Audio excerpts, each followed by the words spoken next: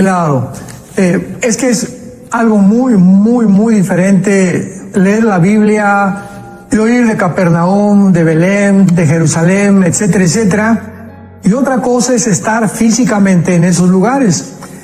Y ahora que uno regresa de Israel y abre uno la Biblia, tiene uno una comprensión mucho más grande acerca de todo, porque ya veo Capernaum, veo Belén, el mar de Galilea, y ya inmediatamente nos ubicamos geográficamente en el lugar donde estuvimos, físicamente, y cobra otra perspectiva completamente diferente. Es maravilloso de veras esta estadía en Israel. Y una de las cosas más importantes que me confirmaron en mi vida fue que no cabe duda que una de las evidencias más grandes de la existencia de Dios es la nación de Israel. Cuando uno desconoce la historia, está condenado a repetirla, dice un dicho, un proverbio. Y cuando nosotros conocemos verdaderamente, profundamente, analíticamente, histórica, geográficamente, teológicamente, paleontológicamente la historia de Israel, y nos sumergimos en toda esta información, queda uno, ¿verdad?, que completamente admirado, asombrado, porque es una historia maravillosa de sobrevivencia, de profecías cumplidas al pie de la letra, de una nación que se cobró su independencia en un solo día, junto con su soberanía nacional, una nación que ha sido perseguida a través de los siglos como consecuencia de la maldición que cayó sobre los judíos, la forma como regresaron en 1948, el 14 de mayo, para ser más exactos, y todo esto es maravilloso, y esto nos cobra y nos da una seguridad, una confianza mucho más grande, y una comprensión todavía más profunda de por qué Dios escogió a Israel. Justo en este año estaban celebrando el 75 aniversario del establecimiento de la nación de Israel, por el del 48. Imagino que usted vio mucho movimiento, Pastor Alducin, cuando estuvo por allá. Pero digamos, ¿cómo entender? Porque esto es, el documento que usted comparte con nosotros habla del calendario profético actual del mundo entero. O sea, ¿en qué etapa nos encontramos antes de entrar ya propiamente en lo que fue ya el establecimiento del Estado judío y todo el cumplimiento que hubo ahí? ¿En qué etapa de ese calendario nos encontramos, Pastor Alducin, de acuerdo a su perspectiva? Mientras más estudiamos la Biblia, más descubrimos que comienza la historia del llamamiento de un pueblo que Dios hace a través de Abraham y termina precisamente en Jerusalén. Apocalipsis 11 nos muestra que el anticristo estará ahí matando a los dos profetas en la ciudad de Jerusalén. Así que los 66 libros de la Biblia cubren y tratan acerca del pueblo judío. Desde luego el centro es la persona de Jesucristo, el Hijo de Dios, pero Israel cubre todas las páginas de la Biblia. Y si queremos nosotros realmente saber en qué tiempo nos encontramos, bueno, pues no es tan difícil saberlo. En Isaías 46, versículo 9 en adelante, el profeta escribió hace 2700 años: acuérdense de las cosas pasadas desde los tiempos antiguos, porque yo soy Dios y no hay otro Dios, y nada hay semejante a mí, que anuncio lo por venir. Que quede claro, Dios es el único que puede anunciarnos lo que viene, el futuro.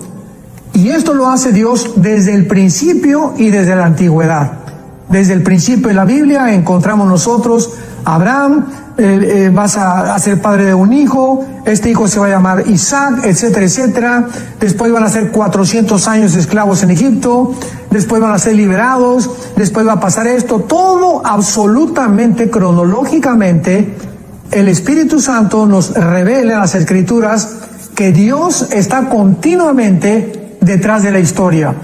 Y aun cuando el hombre es libre y tenemos el libre albedrío, Dios tiene el control del final de la historia. Es lo que nos da confianza. Y continúa este versículo diciendo que anuncio lo por venir desde el principio de la antigüedad, lo que aún no habrá hecho, que digo, mi consejo permanecerá y haré lo que quiero. Que llamo desde el oriente al ave y de tierra lejana al varón de mi consejo. Yo hablé y lo haré venir, lo he pensado y también lo haré. Así que podemos estar seguros que aunque no sabemos fechas exactas, sabemos los tiempos en que nos estamos nosotros, en que nos encontramos, porque desde el 48 que regresó a Israel, si Israel es el centro, como dice Ezequiel 5:5, es el ombligo, en el hebreo es ombligo, el centro de las profecías y del cuidado de Dios, entonces Israel está marcando un tiempo desde el 48 que regresó para mostrarnos que ha comenzado la cuenta regresiva de Dios. Cristo reprendió a los fariseos, Mateo 16, del 1 al 4, y les dijo que por qué ellos conocían cuando iba a llover, cuando se juntan los arreboles, pero no conocieron ni entendieron cuándo iba a venir el Hijo del Hombre. Y así Dios tiene el mismo carácter para con nosotros, para con nuestra generación. A Dios le interesa que seamos luz más que nunca. Para esta hora hemos nacido, para que podamos alumbrar al mundo, comunicar al mundo, exhortar a la iglesia, edificar a la iglesia, consolar a la iglesia con estas profecías, mostrando que Dios está al control de todo lo que está aconteciendo y mostrándonos que nos encontramos verdaderamente en la última generación. O sea, Israel regresa a su tierra. Si no hubiera regresado, ¿qué hubiera pasado? Si no regresa a Israel, ¿cómo lo ve usted, digamos, proféticamente? Claro, o sea, Dios había prometido desde Deuteronomio 28-29 que Israel tenía que regresar. Les dijo, este pacto, el pacto mosaico, es condicional. Si ustedes obedecen, los bendigo. Desobedecen, las maldiciones vienen sobre ustedes. Desobedecieron y vino la maldición sobre ellos. Pero había una promesa por todos los profetas, Amós, Ezequiel, Daniel, que iba a regresar a Israel. Y si regresó a Israel en el 48, esto significa, si no hubiera regresado, pues las profecías de estos tiempos no se hubieran cumplido. Otra, ¿a quién iba a perseguir el anticristo si Israel no regresaba? Si Israel no regresaba en el 48, ¿de cuál templo podríamos estar hablando? Porque para que el templo sea reconstruido, el tercer templo, Israel tenía que estar en su tierra. Así que la profecía de invasión de Rusia, Irán, Turquía y otras naciones tampoco se hubieran cumplido. Así que era imprescindible que Israel regresara, marcándonos Dios desde el cielo y mostrándonos que nos estamos acercando finalmente a la historia tal como Él lo ha determinado. Impresionante, Pastor Alducin. A finales del siglo XIX, cuando Teodoro Herzl empieza con todo el movimiento sionista y que él declara, ¿verdad?, que en 5 o en 50 años, decía él, se iba a establecer una nación judía, y el movimiento decía, bueno, déjenos un sector en la tierra para poder nosotros ocuparnos de nuestros asuntos, viendo todo lo que pasaba, ¿verdad? Ya el movimiento, todo ese sentimiento antisemita llenaba Europa, y ellos en realidad estaban con un conflicto, y ver cómo Dios empieza a mover todas las piezas de las Naciones Unidas, de incluso conflictos bélicos y de todo, para ir moviendo todo y ir acomodando a que se estableciera en el 48 ese famoso discurso que hiciera David Ben Gurión y que dijera, bueno, una vez más se cumple lo que está establecido en la palabra y empieza y continúa ese reloj, ese calendario profético que usted también pone aquí en el documento, Pastor Alducin. Claro, esto que acabas de mencionar es interesantísimo porque todo requiere una preparación. Si alguien quiere graduarse ingeniero, necesita primaria, secundaria, preparatoria y graduarse. Un pianista, un cantante, un deportista, toda la vida requiere preparación de antemano, antes de poder recibir un certificado o un premio. Cuando Israel llega en el 48, la preparación que Dios hizo fue asombrosa. Tú lo acabas de mencionar. Primero comenzó a tocar el corazón de un hombre llamado Teodoro Herzl en el siglo XIX, que fue el primero que sintió la necesidad de que Israel tenía ya que regresar. O sea, en el tiempo profético de Dios tenía que ser en el 1948. Pero para esto tenían los judíos que comenzar a despertar. Vino la Primera y la Segunda Guerra Mundial, que fue la preparación para que pudieran llegar los judíos.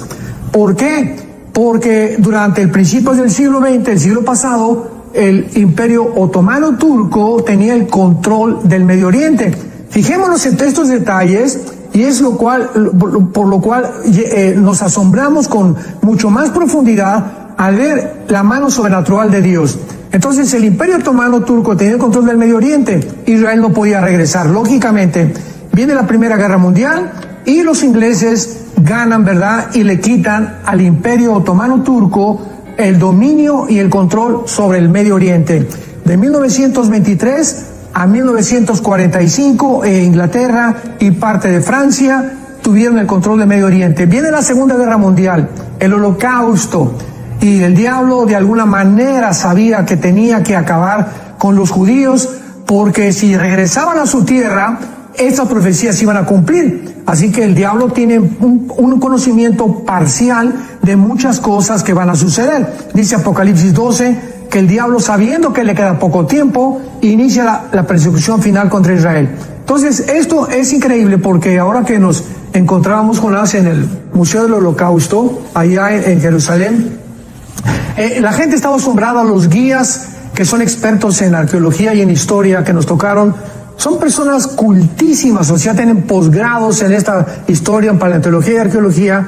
Ninguno se entendía, ni tampoco dentro del Museo de la Historia. Estoy platicando con varios guías del museo, y yo les preguntaba, ¿qué causó a Hitler la obsesión que se desvió de Inglaterra, de Canadá, de Estados Unidos, de Rusia, que eran sus enemigos?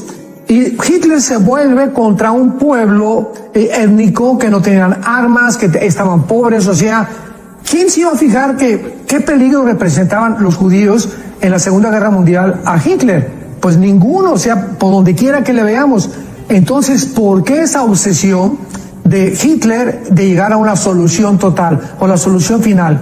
¿Por qué destruir a este pueblo? ¿Por qué le puso en el corazón que tenía que detenerlos y tenía que matarlos?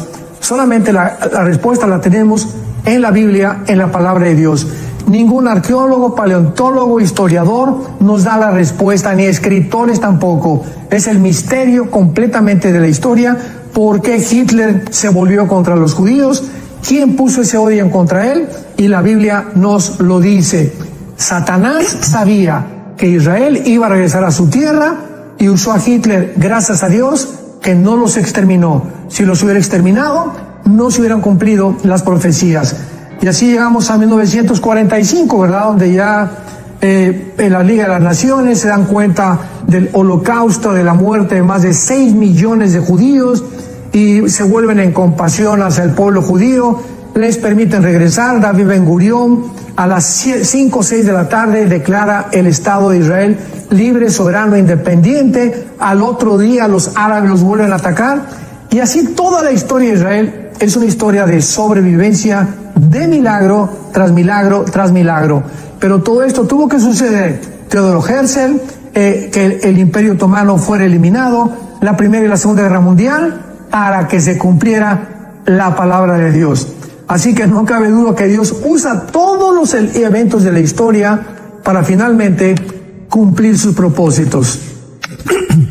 Recordar que lo que nos está compartiendo el doctor Armando Alducin hoy está en un documento que se llama justamente así Calendario Profético, y que usted lo puede descargar totalmente gratis en el contacto que usted ya debe tener ahí en su teléfono, en el WhatsApp, +1 469-781000. Ahí está apareciendo al pie de su pantalla para que usted lo vea. Descargas, ahí en la opción de descargas, usted, y después cuando entra esa opción, la primera descarga que aparece es Calendario Profético. Nada más le da clic ahí y va a ver usted el PDF donde puede usted tener acceso a todo información tan importante, con pasajes bíblicos, con todo el estudio, ¿verdad? Que siempre el doctor Alducin nos comparte de una manera tan expedita. Doctor Alducin, usted habla de milagros. Es que yo creo que Dios es un Dios de milagros, y uno lo ve constantemente, ¿verdad? Y justamente ver la historia, y sobre todo lo que tiene que ver con el pueblo de Israel, es justamente eso. Y usted pone aquí como uno de sus primeros puntos, ¿verdad?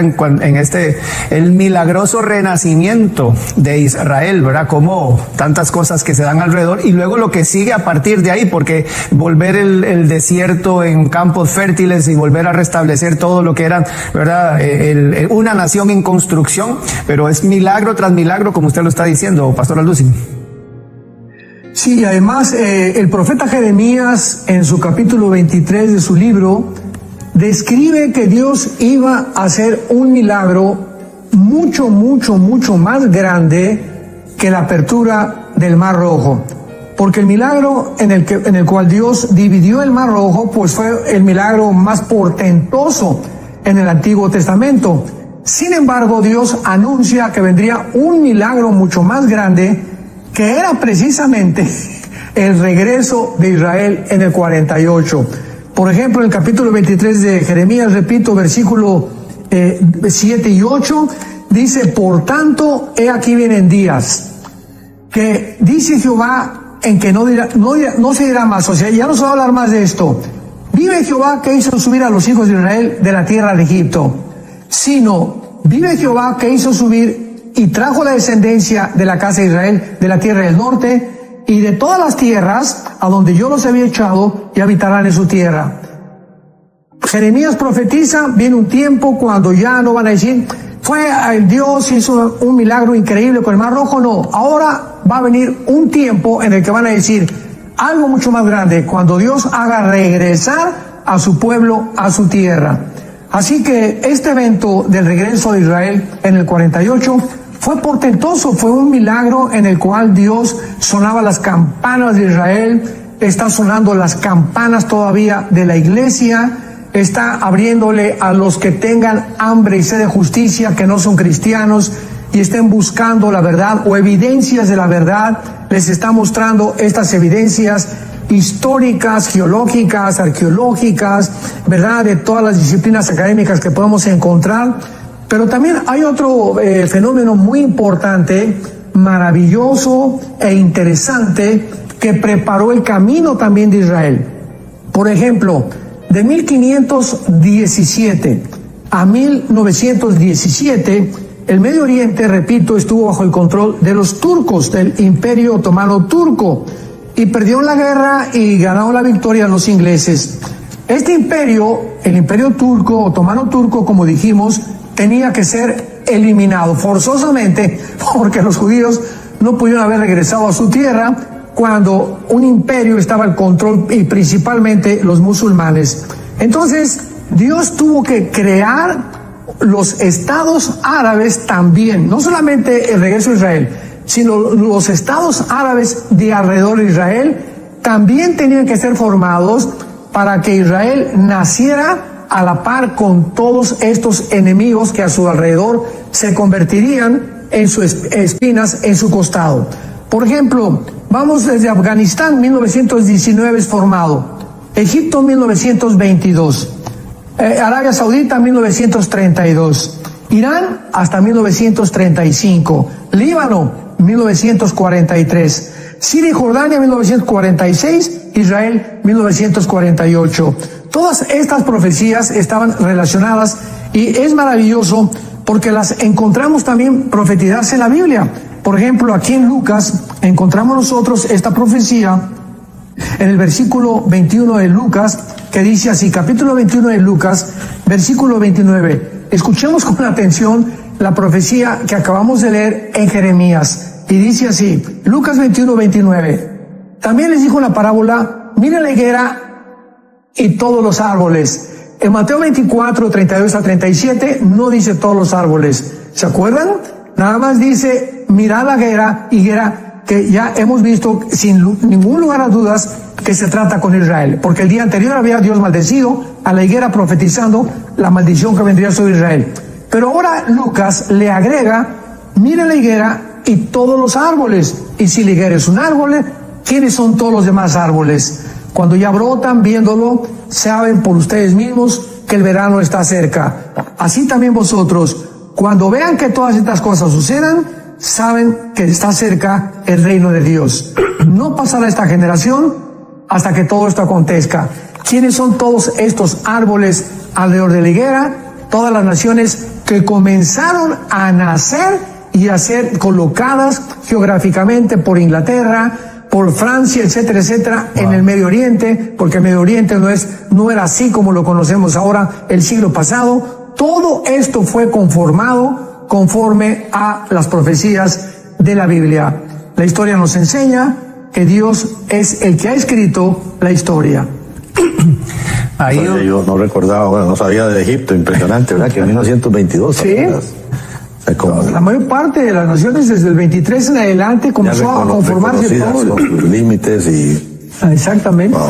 Increíble, maravilloso. Mencionaba usted, Pastor Alduzzi, el Señor reina. Sí, claro. Mencionaba ahora usted la visita al Museo del Holocausto, si es que se puede llamar así, el Yad Vashem que llaman allá en Israel, ¿verdad? Porque es no sé, uno tiene que, ¿verdad?, sentirse, amarrarse fuerte, ¿verdad? Porque incluso yo recuerdo cuando me tocó, tuve la oportunidad y por la bendición de Dios de estar junto con mi esposa, el guía, a pesar de no sé cuántas veces él hará ese recorrido con grupos diferentes, de diferentes naciones, pero el guía terminó llorando, explicándonos todo lo que sucedía, porque, o sea, las fotografías, ver ahí los zapatitos de los niños y todo lo que se evidencia ahí, es terrible. El campos de exterminio, fotografías como el de Auschwitz, ¿verdad? Allá, y todo lo que se ve, de hecho aquella piedra que dice nunca más, ojalá esa historia en el mundo no se vuelva a repetir, aunque uno ve como que el sentimiento antisemita siempre está ahí, pero usted habla aquí un punto, el genocidio nazi, como uno de los puntos, ¿verdad?, en donde tenían que cumplirse para el establecimiento del Estado de Israel, que es lamentable, ¿verdad?, lo que sucedió en esas guerras, pero a pesar de todo, Dios siempre sabe sacar lo mejor, aún de los errores que cometen los seres humanos. Claro, y una cosa importantísima, que uno que lo mencionas, estando dentro del Museo del Holocausto ahí en Jerusalén, una de las cosas que yo tenía 10 años que no había regresado a Israel. El 2013 fue el último año que regresamos. Y después de 10 años regresamos ahora a Israel, hace una semana. Pero otra de las cosas que me impactaron muchísimo es ver de qué forma el sueño de los nazis no ha muerto. O sea, Hitler comenzó a soñar en una super raza, crear una super raza, la raza aria, a través de los experimentos de Joseph Mengele, el doctor famoso de Hitler, de poder crear una super raza, güeros, de ojos azules, etcétera, etcétera, nada más, y tratar de convertir el mundo bajo el nazismo. Han pasado aproximadamente como 75 años y se vuelve a repetir el sueño. El director del Foro Económico Mundial, actualmente en el siglo XXI, Klaus Schwab, un alemán, judío por cierto, tiene el mismo sueño, y alemán también, crear una superraza a través del transhumanismo y la inteligencia artificial. O sea, Satanás quiere deformar, robar la identidad definitivamente de los seres humanos. Quitar y robar nuestros géneros, no somos hombre y mujer, somos más géneros, etcétera, etcétera, desarticularnos mental y físicamente y poder proveer otra solución a que el mundo pueda continuar creyendo que somos amibas, que venimos de la evolución. Tanto Marx, Freud, Nietzsche, todos estos filósofos del siglo XIX, siglo XX, tuvieron la misma tendencia, crear una raza, tenemos la solución para los problemas mundiales, etcétera, etcétera. Pero es triste ver cómo la historia nos decía que no aprendemos de la historia. Uno sale del Museo del Holocausto, como lo acabas de decir, nos embarga una tristeza, un odio por la maldad. ¿Cuánta maldad puede haber en el mundo para que hayan acumulados miles de cadáveres y aventados a las fosas, completamente esqueléticos, no les daban de comer a los judíos, etcétera, etcétera? Pues estamos al final de la historia en el siglo XXI, repitiéndose otra vez. Viene otra vez la misma idea de crear un superhombre, una superraza. Este señor Noah Harari, secretario y consejero del Foro Económico Mundial, negando que la Biblia es real, que Jesucristo ni siquiera existió, y están ahora tratando de inventar a través de la inteligencia artificial una Biblia superior a la Biblia que tenemos. O sea, el mundo ha llegado completamente a una psicopatía, a una paranoia, a una esquizofrenia, a desórdenes múltiples de la personalidad de la mayor parte de los gobernantes que actualmente se encuentran en las naciones. Usted, bueno, en los puntos aquí que menciona, me parece interesante el punto 6, que habla del surgimiento del ejército de Israel, y el 7 sobre la preservación y prosperidad de Israel. Estos dos asuntos, ¿qué importancia juegan en estos tiempos escatológicos? En Amós, veamos cómo todo lo encontramos en la Biblia. Esto es maravilloso, hermanos. En Amós 9, 14 y 15, hace 2500 años, se profetiza lo que sucedió en 1948, pero los detalles son asombrosos. Hace 2500 años, dice así, Amós 9, 14 y 15. Traeré del cautiverio a mi pueblo Israel. Edificarán las ciudades asoladas. Número 1. 2. Las habitarán plantarán viñas y beberán el vino de ellas, harán huertos y comerán el fruto de ellos, pues los plantaré sobre su tierra y nunca más, escuchemos esto, lo que dice Dios, nunca más, desde el 48 que llegaron, serán arrancados de su tierra que yo les di, ha dicho Jehová, Dios tuyo. Veamos en primer lugar, los que tienen Biblia, ponle ahí 14 de mayo de 1948, porque fue cuando se cumplió esta profecía al pie de la letra. Vinieron del cautiverio después de casi 1900 años los judíos a su tierra. 2. Estaba devastada, despoblada, no había absolutamente nada, no había viñedos, no había árboles, no había construcciones cuando llegaron los judíos. Aquí dice que iban a habitarlas e iban a plantar vino, y iban a plantar huertos. En 1950, exactamente 2 años después que los judíos regresan, plantan 6 millones de olivos en una de las obras más grandes de la ingeniería hidráulica del siglo XX. Impresionante, 6 millones de olivos, un olivo por cada judío que los nazis mataron. Y luego finalmente dice la profecía que los plantaría Dios y que ya jamás los iban a arrancar. Vimos ya que en el 48, al otro día, el 15 de mayo, se juntan 4 naciones árabes para atacarlos.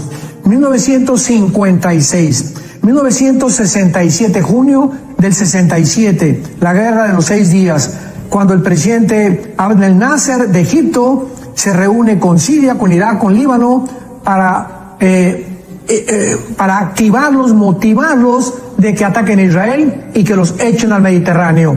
Comienza la guerra y los judíos, sabiendo que la mayor parte de los árabes desayunan temprano, como a las 6, 7 de la mañana, se levantan en sus aviones los judíos, y el 6 de junio, entre el 6 y el 7 de junio de 1967, esto es asombroso, se suben a sus aviones y barren con toda la aviación de los egipcios, con toda la aviación de Siria, de Líbano, Jordania. El rey Hussein, que oyó que estaban haciendo una propaganda falsa, estamos ganando la guerra a los judíos, se une al presidente Nasser de Egipto y bombardean también toda la aviación de Jordania. Una vez que la aviación de Egipto, Jordania, Siria y Líbano han sido eliminadas, pues los judíos tenían el control total de toda la tierra de Israel. Avanzaron a la península del Sinaí hasta Egipto, conquistaron las colinas de Golán y regresaron y recobraron parcialmente la parte occidental de Jerusalén, porque más tarde, meses después, la tuvieron que devolver, pero recobraron todo Jerusalén por primera vez en la historia. Pero es otra historia, ¿verdad?, que tenemos que algún día contar, porque las Naciones Unidas les obligaron a devolver y se quedaron con el muro de los lamentos. Del muro de los lamentos a la izquierda ya les pertenece a los musulmanes, donde está la famosa mezquita de Omar. Pero esta guerra de los 6 días fue una de las cosas más milagrosas, y el mismo general Schwarzkopf, que fue el que dirigió la batalla en 1990-91 del desierto contra Hussein, cuando Saddam Hussein atacó Kuwait, el general Schwarzkopf, que fue el jefe de toda la coalición de todos los militares de 29 naciones, dio una conferencia en West Point, en Estados Unidos. Quiero terminar con esto. Y el general Schwarzkopf dijo lo siguiente: yo, como general 4 estrellas, he estudiado las guerras de Alejandro el Magno, de Napoleón Bonaparte, de Carlomagno, de Gengis Khan, etcétera, etcétera, y nunca he visto una guerra, dijo el general Schwarzkopf, que tiene su libro en sus memorias, como la guerra de 1967, cuando los judíos no tenían ninguna probabilidad de salir vivos. 1 contra 12 a la 5ª potencia. Estas eran las probabilidades que tenían de salir vivos. Y en 6 días los judíos hacen algo espectacular. Acaban con 5 naciones árabes, con el ejército de 5 naciones árabes, porque dice la Biblia que cuando fueran instalados, nadie los volvería a sacar de su tierra. Estamos en el siglo XXI, los siguen atacando, se nombran grupos terroristas, Hezbollah, Hamas, los Yudis, etcétera, etcétera, y que hemos visto, no han podido sacarlos de su tierra, porque lo dice Jehová, el Dios de la Biblia.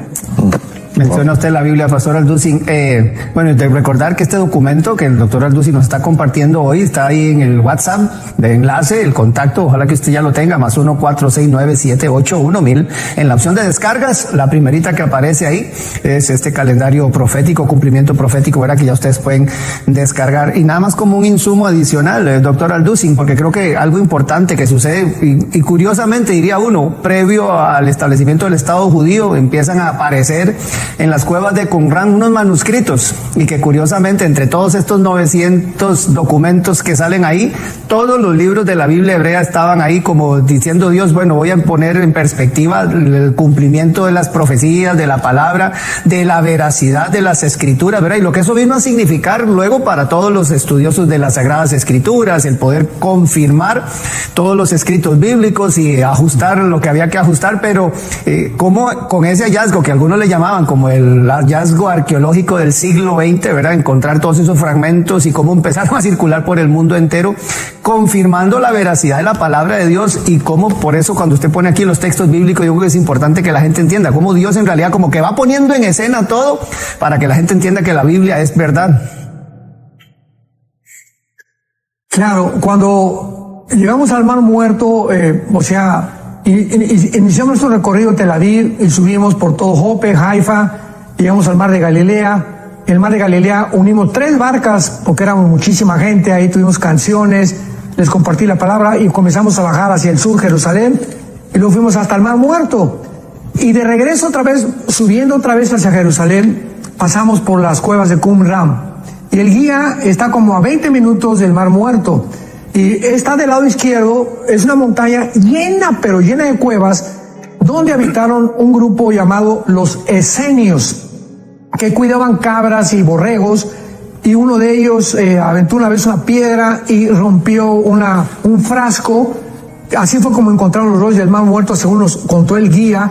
Entonces se acercó este pastor y encontró estos rollos que para él no le dio importancia.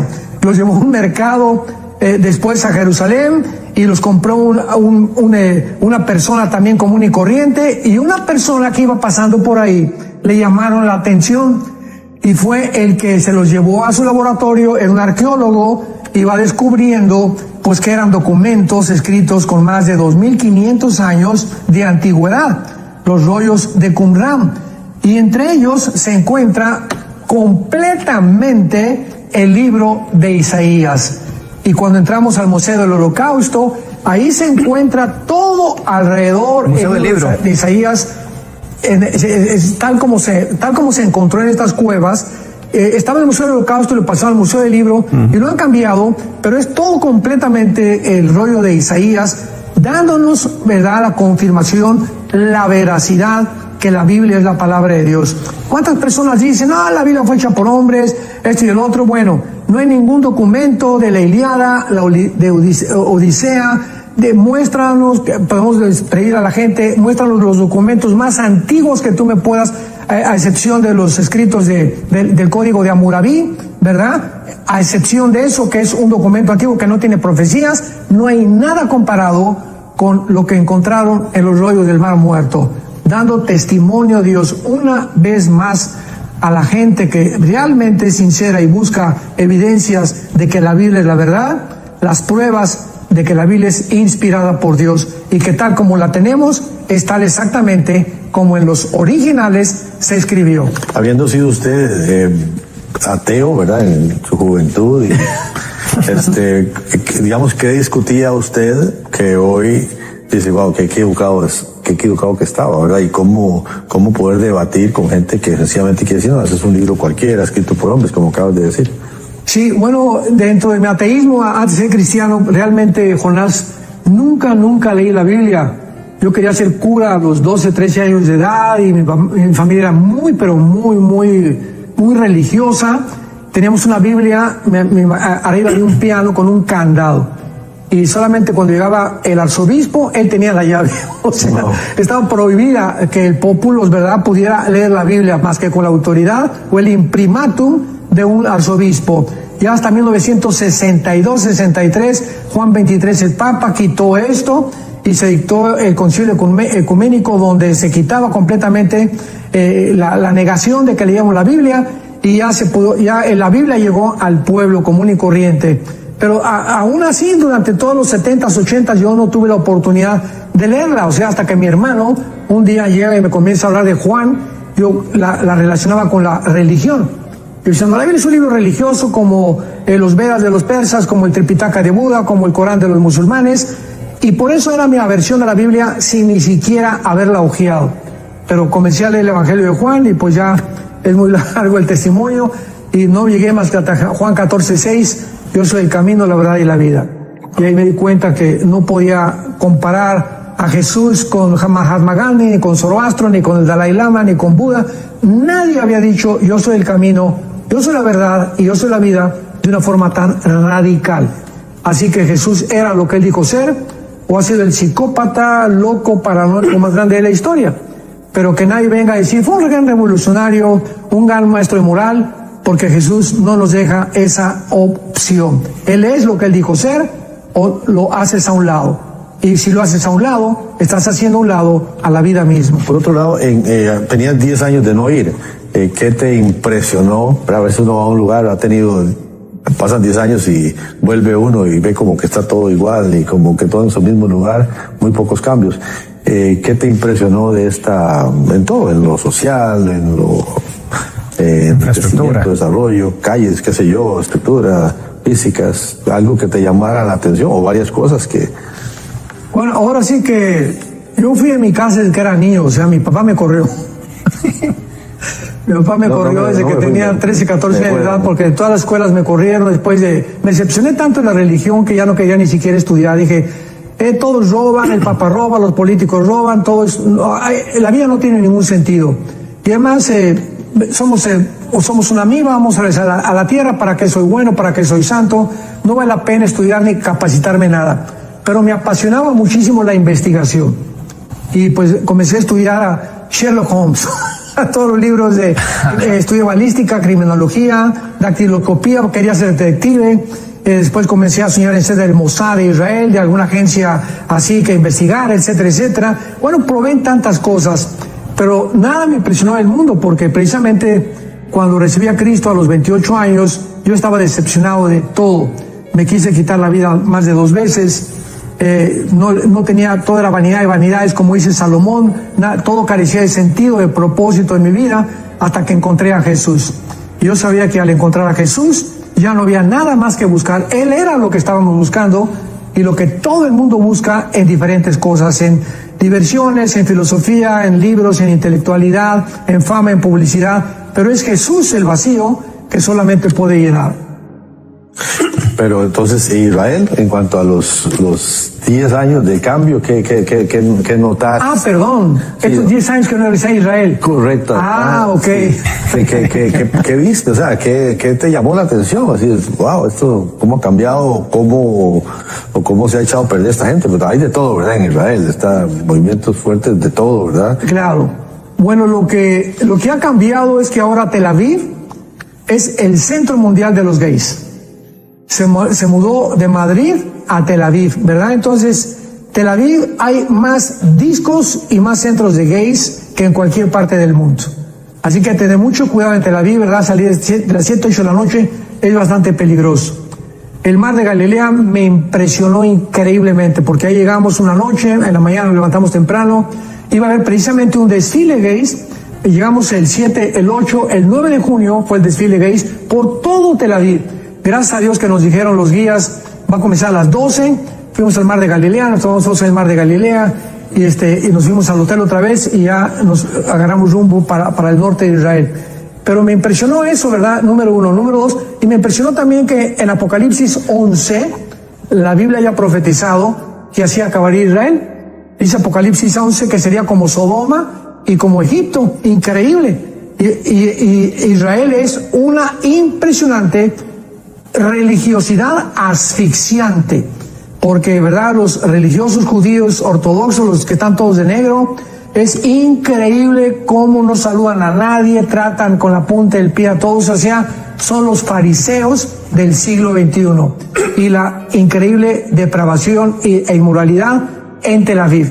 En Jerusalén hay religiosidad, y en Tel Aviv degeneración. Todo lo demás de Israel la gente está tranquila en los kibbutz, trabajan en paz, no hay los molesta. La agricultura, como el desarrollo de la agricultura, el clima, la lluvia, digamos, porque es desierto aquí. Es impresionante la cantidad de árboles que han sembrado. Por todos lados ves una agricultura, invernaderos, o sea, le dan una importancia que no había visto yo jamás en ninguna parte a la agricultura.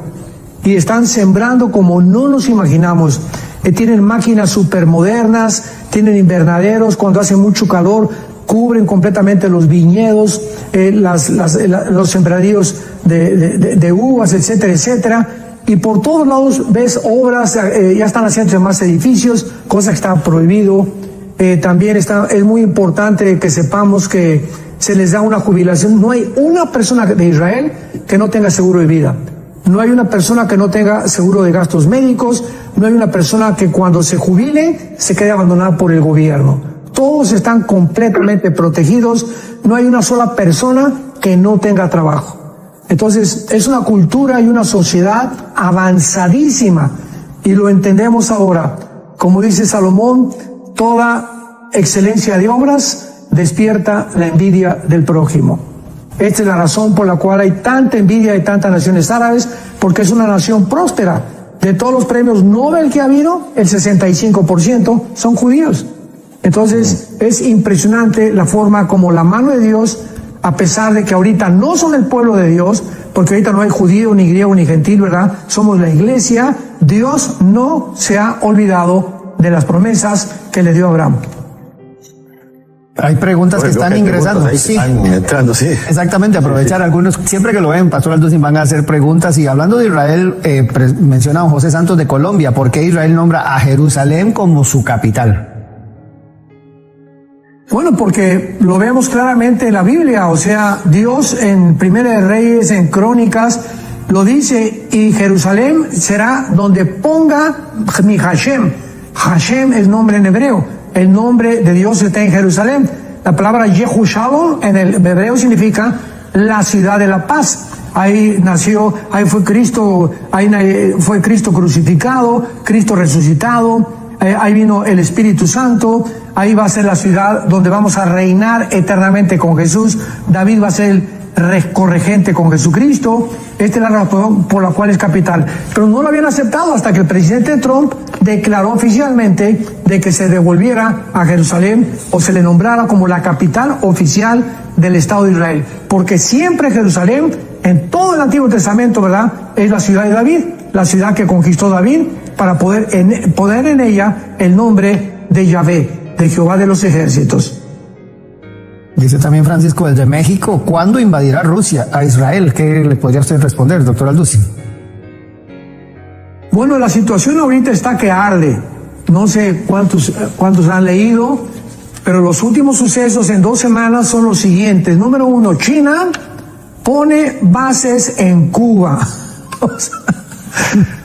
Recordamos que esto pasó en 1962 cuando Nikita Khrushchev puso misiles y el presidente Kennedy le dijo a Nikita Khrushchev, ¿lo sacas o entramos a una tercera guerra mundial?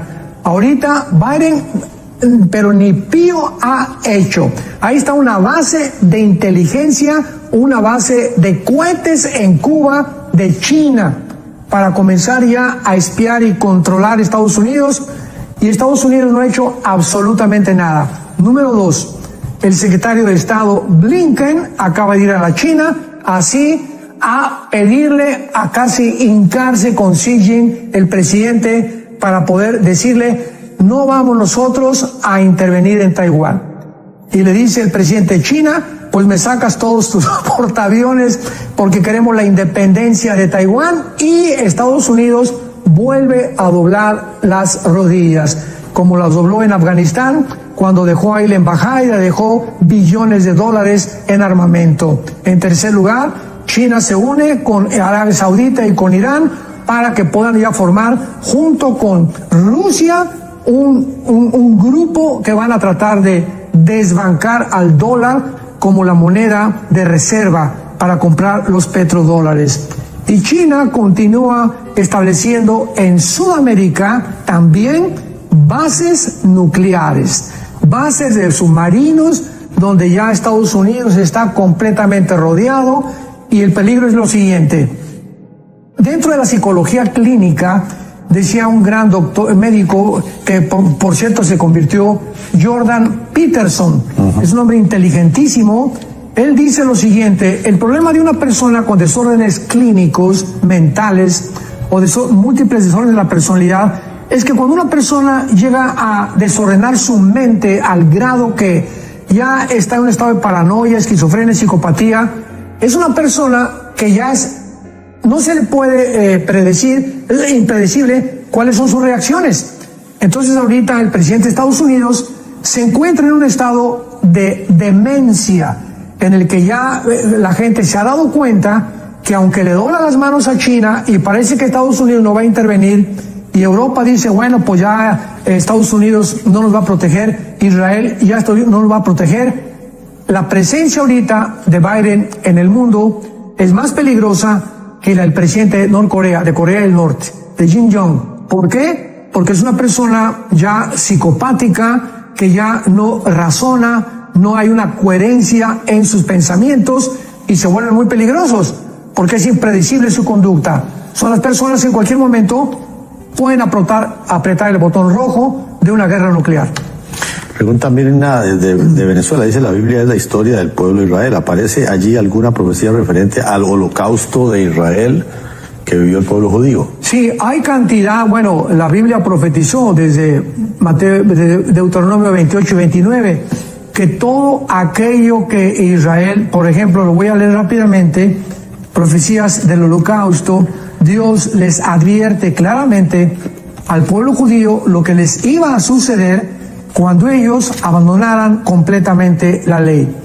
Dice Deuteronomio 28, versículo 27, Jehová te herirá con úlcera, con locura, palparás al mediodía como el ciego en la oscuridad, te esposarás con mujer y otro varón dormirá con otro, tus hijas y tus hijas serán entregadas a otro pueblo, te herirá Jehová con maligna pústula, entre las naciones no vas a descansar, ni la planta de tu pie tendrá reposo, versículos 64 al 67, de allí te dará Jehová corazón temeroso, desfallecimiento de ojos y tristeza de alma, tendrás tu vida como algo que depende de ti, estarás temeroso de noche y de día, y no tendrás seguridad en tu vida. Por la mañana dirás, ¿quién diera que fuera tarde? Y a la tarde dirás, ¿quién fuera que diera mañana? Por el miedo de tu corazón con que estarás amedrentado y por lo que verán tus ojos. Todo esto, ¿verdad?, le sucedió al pie de la letra al pueblo de Israel durante los últimos 1900 y pico de años, principalmente en el holocausto. En un par de minutos, doctor Alducin, que nos quedan, pero creo que nos da tiempo para una más. Doña Noemí de Puerto Rico dice: ¿dónde encuentro en la Biblia que la higuera simboliza a Israel? Bueno, en Mateo 24, 32 en adelante, Jesús dijo, después de maldecir la higuera el día anterior, que no iba a volver a dar su fruto. Aprended de la higuera la parábola. Cuando aparezcan el fruto, ¿verdad?, sabéis que el verano está cerca. Cuando por primera vez Israel comenzó a dar fruto, 1948, hojas, pero no fruto, porque regresaron a su tierra. Nacionalmente fue una resurrección, pero la resurrección espiritual será hasta el tiempo de la tribulación. Así que la resurrección de Israel fue nacional, comenzó a dar hojas, pero el fruto lo darán hasta que trate Dios con ellos en la tribulación. Pero el día anterior, Cristo, al maldecir la higuera, nos dio a entender que estaba maldiciendo a la nación de Israel.